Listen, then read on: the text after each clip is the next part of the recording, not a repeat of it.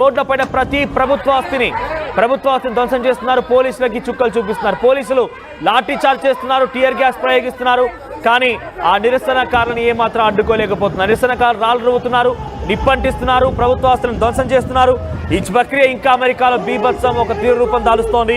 ప్రస్తుతానికి 2000 మంది నేషనల్ గార్డ్స్మెన్ అక్కడికి చేరుకున్నప్పటికీ వాళ్ళెవరు కూడా అక్కడ కంట్రోల్ చేయలేకపోతున్నారు. సో ఇక్కడ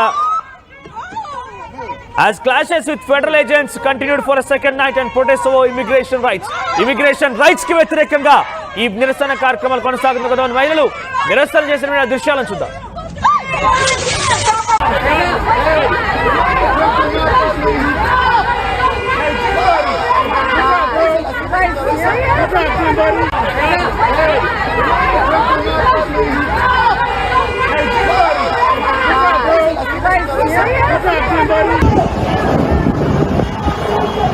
బట్ అమెరికాలో ఒక రకంగా ఎమర్జెన్సీ సిచ్యువేషన్ తలపిస్తోంది. ప్రజెంట్ అమెరికా సినారియో పైన మనతో పాటుగా సీనియర్ అనలిస్ట్ పెంచపాటి పుల్లారావు గారు ఉన్నారు. మాట్లాడదాం ఆయనతో పాటుగా. పుల్లారావు గారు, అమెరికాలో ఒక ఎమర్జెన్సీ సిచ్యువేషన్ అనుకోవాలి. ఎందుకంటే ఒక లాస్ ఏంజలెస్లో ఇమిగ్రేషన్ రైట్స్కి వ్యతిరేకంగా నిరసనలు కొనసాగిస్తున్నారు, ప్రభుత్వ ఆస్తులను ధ్వంసం చేస్తున్నారు. 2000 మంది నేషనల్ గార్డ్స్ అక్కడికి వచ్చారంటేనే అక్కడ ఎటువంటి సిచ్యువేషన్ ఉందో అర్థం చేసుకోవాలి. సో ఇమిగ్రేషన్ రైట్స్ ద్వారా అక్కడ ప్రజలు ఏ రకంగా ఇబ్బందులు పడుతున్నారు, ఇమిగ్రేషన్ రైట్స్ని ఇంత స్ట్రిక్ట్ చేయడం గల కారణం ఏంటి? ఒకటి, ఎక్కువగా కాలిఫోర్నియాలో, లాస్ ఏంజలస్లోనే మెక్సికో నుంచి, దక్షిణ అమెరికా, సెంట్రల్ అమెరికా నుంచి వచ్చి ఎన్నో సంవత్సరాల బట్టి సెటిల్ అవ్వారు. అక్కడ స్పానిష్ అనే భాష కూడా, ఇంగ్లీష్ ఎంత మాట్లాడతారో అంత మాట్లాడతారు. 4-5 కోట్ల జనాభా ఉన్నారు. ఇప్పుడు ఇవాళ ఒక స్పానిష్ సెనేటర్ కూడా ఉన్నాడు. అంత ఎక్కువ పాపులేషన్ స్పానిష్ మాట్లాడే వాళ్ళు ఉన్నారు. వాళ్ళకి వచ్చిన ఇబ్బంది, వాళ్ళు ఎంతవరకు వెళ్తారు? లాస్ ఏంజలస్లోనే ఆగిపోతుందా, ఇంకా మిగతా ఊళ్ళకి స్ప్రెడ్ అవుతుందా? దాన్ని బట్టి ఉంటుంది. ఒక లాస్ ఏంజలస్లోనే ఈ రాయట్స్ జరిగినాయి అంటే అది అంచేస్తాడు, పెద్ద విశేషం కాదు. ఎందుకంటే ఇవాళ టెక్నాలజీ ఉన్నది, అందరు ఫోటోలు దొరుకుతున్నాయి, వాళ్ళని పికప్ చేస్తారు. ఎంతవరకు ఉంటారు? ఇవాళ నేషనల్ గార్డ్ వచ్చాక ఆగుతుందా? మీకు చరిత్రలో చిన్న విషయం చెప్తుందా?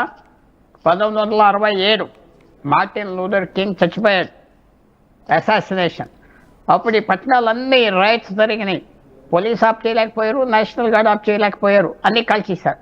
అది అప్పటి నుంచి బ్లాక్స్కి రైట్స్ ఇవ్వటం మొదలుపెట్టారు, ఆ హక్కులు. అది 67. తర్వాత ఇలాంటి రైట్స్ జరగలేదు. ఏమన్నా జరుగుతుందా? లోకల్ యాక్షనా? అది మనం చూడాలి. వెంటనే ఒక ఊళ్ళో, ఒక పట్టణంలో కొంచెం రెబెలియన్గా వచ్చింది, వైలెన్స్ జరుగుతున్నట్టు ఇందాక చెప్పినట్టుగా ఎక్కువ మంది illegal immigrants south America, Spanish countries నుంచి వచ్చి కాలిఫోర్నియాలో, లాస్ ఏంజలస్లో ఎక్కువ సెటిల్ అవ్వారు. సో వాళ్ళు తప్పకుండా వాళ్ళకి ఇబ్బంది ఉన్నది.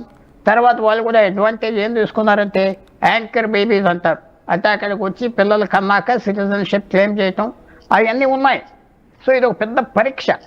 డొనాల్డ్ ట్రంప్ ఆ 2000 మంది పంపించాడు, ఆగుతుందా ఆగదా? అంటే ఇప్పుడు ప్రజెంట్ అక్కడ నిరసన తెలుపుతున్న వారంతా కూడా ఇమిగ్రెంట్సేనా? అంటే ఎవరైతే ఇప్పుడు ఇమిగ్రెంట్ రైట్స్ ద్వారా నిజంగా పట్టుబడిపోయి ఆల్రెడీ 118 మంది అరెస్ట్ చేశారని తెలుస్తున్న నేపథ్యంలో, సో వీళ్ళంతా కూడా ఈ ఇమిగ్రేషన్ రైట్స్కి వ్యతిరేకంగా చేస్తున్నవంతా కూడా వాళ్ళు కూడా రేపటి రోజున ఇటువంటి శిక్షకు అర్హులు కాబట్టి వారంతా వద్దు అనేటువంటి విధానాన్ని తెలియజేస్తున్నారా ఇప్పుడు?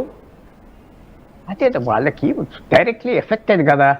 వాళ్ళ మనుషుల్ని, బంధువుల్ని, కొడుకుల్ని, తండ్రుల్ని, తమ్ముళ్ళని, మిత్రుల్ని, వాళ్ళ భాష మాట్లాడే వాళ్ళని అందరిని పట్టించుకొని తీసుకెళ్ళిపోతున్నారంటే అకస్మాత్తుగా వాళ్ళకి ఇది తొందర వచ్చింది. ఇదో పెద్ద పరీక్ష. ఇది ట్రంప్ సాధించగలడా లేదా? ఇప్పుడు చిన్న విషయం కూడా మీరు కొద్దిగా మర్చిపోయారేమో. Los Angeles mayor Karen Bass, ఆమె కూడా వీళ్ళని సపోర్ట్ చేస్తారు.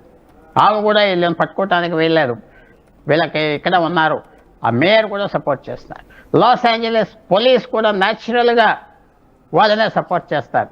కాలిఫోర్నియా ప్రభుత్వం కూడా వాళ్ళనే సపోర్ట్ చేస్తారు, ఎందుకంటే డెమోక్రాటిక్ గవర్నమెంట్. ఇప్పుడు ట్రంప్ చేసింది ఏంటంటే ఫెడరల్, అంటే మన సెంట్రల్ పోలీస్, సిఆర్పిఎఫ్, సిఐఎస్ఎఫ్ అలాంటి వాళ్ళని తీసుకొచ్చి అక్కడ పెట్టారు. ఈ లోకల్ పోలీస్ సాయం లేదు. సో ఇది ఒక పెద్ద పరీక్ష. మురళీ గారు, ఎంతవరకు వెళ్తారో చూడాలి. అంచేస్తారా ఈవేళ రాత్రి? ఇప్పుడు అక్కడ ఈవేళ రాత్రి అంచేస్తారా? రాత్రి స్టార్ట్ అయింది అక్కడ, చూడాలి. రాత్రి పూటల్లో బిగిన్ చేస్తారు, చీకట్లో ఎవరికి కనపడరు. ఎంత స్ప్రెడ్ అవుతుంది? లాస్ ఏంజలస్ నుంచి ఇంకో పట్టణానికి వెళ్తుందా? చూడాలి. ఇవన్నీ మనం వెంటనే కొద్దిగా వర్షం వస్తే తుఫాన్ వచ్చింది అనుకోవటం కరెక్ట్ కాదేమో. సో నేనేమనుకుంటున్నానంటే ఇది ఈవేళతో ఆగిపోతుంది అనుకుంటున్నా. ఆగిపోతే ఇది సీరియస్గా ట్రంప్కు ఛాలెంజ్ అయిపోతుంది. పుల్లారావు గారు, నేను మనోజ్ మాట్లాడుతున్నానండి. సో ప్రెసెంట్ అమెరికాలో లాస్ ఏంజలస్లో మొదలైనటువంటి ఈ నిరసన ఇమిగ్రేషన్ ఏడీ రైట్స్కి, ఎన్ఫోర్స్మెంట్ రైట్స్కి నిరసన ఇక్కడ మొదలైంది. ఏకంగా అమెరికా వ్యాప్తంగా ఈ రైట్స్ ఇంకా కొనసాగుతున్నాయి. దేశ విదేశాల నుంచి అందరికీ కూడా కాళ్ళు చేతులు కట్టేసి ప్రత్యేక ఫ్లైట్ల ద్వారా అధ్యక్షుడు డొనాల్డ్ ట్రంప్ అందరినీ తిరిగి పంపించేస్తున్నారు. ఈ నిరసన ఇక్కడ మొదలైంది కదా, ఇది ఎక్కడి వరకు వెళ్ళొచ్చు అంటారు? ఇంకా తీవ్ర రూపం దాల్చే అవకాశం ఉంటుంది? చెప్పలేము, చూడాలి. ఇక్కడ కాలిఫోర్నియాలో ఎక్కువగా ఇమిగ్రెంట్స్ ఇలీగల్ అంటే అక్రమంగా ఉన్న వాళ్ళు కూడా ఎక్కువ ఉన్నారు, లీగల్గా ఎక్కువ ఉన్నారు. వాళ్ళ బంధువులు ఆప్ చేశారు, రానివ్వకుండా ఇవన్నీ జరుగుతున్నాయి. కాబట్టి ఇది లాస్ ఏంజలస్లో ఆగిపోతే ఇంకా చాలా కష్టం. ఇది స్ప్రెడ్ అవ్వింది అనుకోండి, అప్పుడు ట్రంప్కి కష్టం. ఇంకా స్ప్రెడ్ అవ్వలేదు కదా, ఇంకో పట్టణంలో జరగలేదు కదా ఇలాంటి గొడవలు. ఏమన్నా కాపీ క్యాట్ గొడవలు చేస్తారా? కాపీ క్యాట్ అంటే అక్కడ చేసింది ఇక్కడ చేస్తారా? చూడాలి. అప్పుడే మనం తొందరగా ఇది దేశం అంతా కాలిపోతుంది అనుకోవటం కరెక్ట్ కాదు. ట్రంప్గా మాత్రం ఆయన 2000 మంది నేషనల్ గార్డ్స్ పంపించాడు. ఎందుకంటే లోకల్ పోలీస్ సాయం చేయరు. నేషనల్ గార్డ్స్ ఎంత ఎఫెక్టివ్గా ఉంటారు? వాళ్ళని చూసి భయపడిపోతారా, పారిపోతారా జనం? నేషనల్ గార్డ్స్ అంటే మీకు తెలుసు కదా, వాళ్ళు పార్ట్ టైం పీపుల్, వాళ్ళు ఫుల్ టైమర్స్ కాదు. నేషనల్ గార్డ్స్ అని ఎన్రోలో ఉంటారు, వాళ్ళకి జీతాలు ఇస్తారు, వాళ్ళు సొంత పనులు చేసుకుంటూ ఉంటారు, అవసరం వచ్చినప్పుడు పిలుస్తారు, ట్రైనింగ్ జరుగుతూ ఉంటుంది. అందువల్ల వాళ్ళు ఎంత ఎఫెక్టివ్గా ఉంటారు చూడాలి. ఫైరింగ్ చేస్తారా? ఫైరింగ్ వచ్చే పరిస్థితి ఉన్నదా? క్లాష్ అవుతుందా? ఫైరింగ్ జరిగితే ఎలా? ఇది చెప్పలేం. ఫ్రాంక్గా చెప్పాలంటే ఎంతవరకు వెళ్తుంది, అసలు వెళ్ళదా? కానీ ఈ నిరసనలో ప్రభుత్వ ఆస్తులు ధ్వంసం అవుతున్నాయి. పెద్ద ఎత్తున కొన్ని భవనాలను ముట్టడించడం కానివ్వండి, రోడ్లపై ప్రభుత్వ ఆస్తులను పూర్తిగా ధ్వంసం చేసే ప్రక్రియ కొనసాగుతుంది. నిరసనకారులకు డొనాల్డ్ ట్రంప్ హెచ్చరికలు జారీ చేస్తున్నారు, కానీ వారంతా బేఖాతరు చేస్తున్నారు. సో యుఎస్లో ఉన్నటువంటి చట్టాలకు వ్యతిరేకంగా పనిచేస్తే కఠినాత్మకంగా మీ పైన చర్యలు తీసుకుంటామని డొనాల్డ్ ట్రంప్ యొక్క మాటల్ని కూడా బేఖాతరు చేస్తున్నారు. అంటే వాళ్ళ వెనుక సపోర్ట్ ఎలా అనుకోవాలి? ఇండివిజువల్గా పర్సన్స్ అంతా కూడా యూనిటీగా ఈ రకంగా యుద్ధం చేస్తున్నారు అనుకోవాలా? లేదంటే అంటున్నాడు అక్కడ మేయర్ కానివ్వండి, గవర్నర్ కూడా ఇండైరెక్ట్ సపోర్ట్గా ఉన్నారా? అదే గవర్నరు, మేయరు, పోలీసు అందరూ వాళ్ళకి సపోర్ట్గా ఉన్నారు. అది కాలిఫోర్నియా అనే రాష్ట్రంలో రిపబ్లికన్ పార్టీకి ఆఫీసర్ లేరు, ఎవరు లేరు. సో ఇది మంచి టెస్టింగ్ గ్రౌండ్. ఎంత పని చేస్తుంది, ఎంత పని చేయదు. ఇక్కడ ట్రంప్ సాధిస్తే దేశం అంతా అడ్డం ఉండదు, ఇక్కడ ఫెయిల్ అవుతే దేశం అంతా పాకుతుంది. ఇది పెద్ద పరీక్ష, చాలా పెద్ద పరీక్ష. ఈ రాత్రి ఏం జరుగుతుందో చూడండి. ఎందుకంటే ఇది అక్కడ శనివారం రాత్రి మర్చిపోవద్దు. ఖాళీగా ఉంటారు జనం, ఖాళీగా ఉంటారు, పనుల నుంచి బయటకు వస్తారు, మాట్లాడతారు, ఏం చేస్తారు. శనివారం రాత్రి వెళ్ళి ఇది ఒక పరీక్ష. మనం అప్పుడే ఒక కన్ఫ్యూజన్ రావడానికి వీలు లేదు. తర్వాత డెస్పరేట్గా ఉన్న వాళ్ళు లెక్క పెట్టరు కదా, వాళ్ళ బంధువులను తీసేస్తే మన జైలుకు తోస్తారని లెక్క పెట్టరు. సో మీరు అంటే కాలిఫోర్నియా, లాస్ ఏంజలస్లో అటు మెక్సికన్ నుంచి, మిడిల్ ఈస్ట్, అమెరికా నుంచి, ఇతరత్ర ప్రాంతాల నుంచి వచ్చిన వారు ఎక్కువగా ఉంటుంటారు, స్పానిష్ భాష వాడుతూ ఉంటారు అన్నారు. ఓకే, ఈ యొక్క ఇన్ఫెక్ట్ తదుపరి ఉంటుందా లేదా అని చూడాల్సిన అవసరం ఉంది. కానీ ఇక్కడ జరిగేటువంటి ఈ రెవల్యూషన్ అనేది అమెరికాలో ఇతర దేశాల్లో కూడా కొంత ఇన్స్పిరేషన్ తీసుకుని అక్కడ స్టార్ట్ చేయాల్సి వస్తే ఎలా ఉండబోతోంది? అంటే పూర్తిగా దేశం మొత్తం ఈ నిప్పు అంటుకుంటే డొనాల్డ్ ట్రంప్ ఎలా డిఫెన్స్ చేయగలుగుతారు దీన్ని? లేకపోతే ఇక్కడ దీన్ని చూసి ఎగ్జాంపుల్గా తీసుకొని ఇతర వాళ్ళు ఈ రకంగా రెచ్చకపోకుండా ఉండాలంటే ఏదైనా కఠినమైనటువంటి చర్యలు ఇతర రాష్ట్రాల్లో కూడా ఇంప్లిమెంట్ చేయొచ్చు అంటారా? ఇప్పుడు ఇక్కడ మీరు చూడవలసింది ఏంటంటే ఆ ఆందోళనకారులు ఎంతవరకు వెళ్తారు. ఫైరింగ్ నన్ను రాళ్ళు విసిరారు, ఏదో మంట పెట్టారు, వీళ్ళని అందరిని చూసి వెనక్కి వెళ్ళిపోతారా? నేషనల్ గార్డ్స్ అంటే సెంట్రల్ పోలీస్, వాళ్ళు ఫైరింగ్ చేస్తారా? ఊరికిన తుపాకులు చూసి ఆగుతారా? షో ఫోర్సా? ఇవన్నీ ఉన్నాయి. ఇది ఒక సైకలాజికల్గా ఇది ఒక బాణం వేసాడు డొనాల్డ్ ట్రంప్. నేషనల్ గార్డ్స్ మీద పంపించేసామంటే వాళ్ళు చేసేది ఏం లేదు పెద్ద. వీళ్ళ రైటింగ్ జరుగుతుందా జరగదా? ఆగిపోతే ఇంకేం ఉండదు.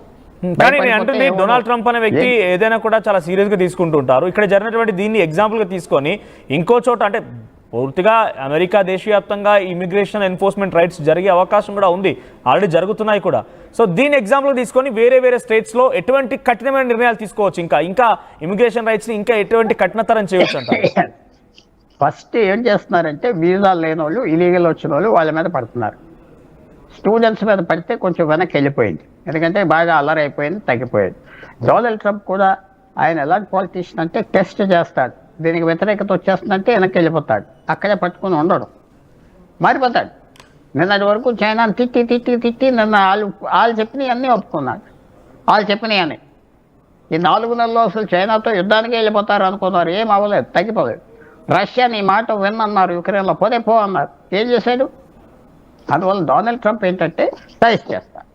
మనం వాళ్ళు లొంగేయగలమంటే పూర్తిగా లొంగేస్తాడు, వ్యతిరేకత వస్తుంది, అల్లరైపోతామంటే తగ్గిపోతాడు. అది చూడాలి. ఇది ఒక పెద్ద పరీక్ష, పెద్ద టెస్ట్. ఇవాళ జరిగింది కాలిఫోర్నియాలో, జరుగుతుంది లాస్ ఏంజలస్లో. ఎవరు విల్ ప్రివేల్ అవుతుంది? ఇప్పుడు ఈ ఆందోళనకారులకి ఏంటంటే వాళ్ళకి వచ్చే నష్టం లేదు, మన మీద ఎలా పడిపోతారు అని చేస్తున్నారు. ఎంతవరకు వెళ్తుంది అది చూడాలి. ఇదేదో నిన్న మొన్న రాజేశ్వరారు వాంత మీద దాని మీద ఇంకా పైకి వెళ్తుందా? అందరి దగ్గర తుపాకులు ఉన్నాయి, ప్రతి ఒక్కరి దగ్గర తుపాకు ఉన్నది. వాడతారా? National gourd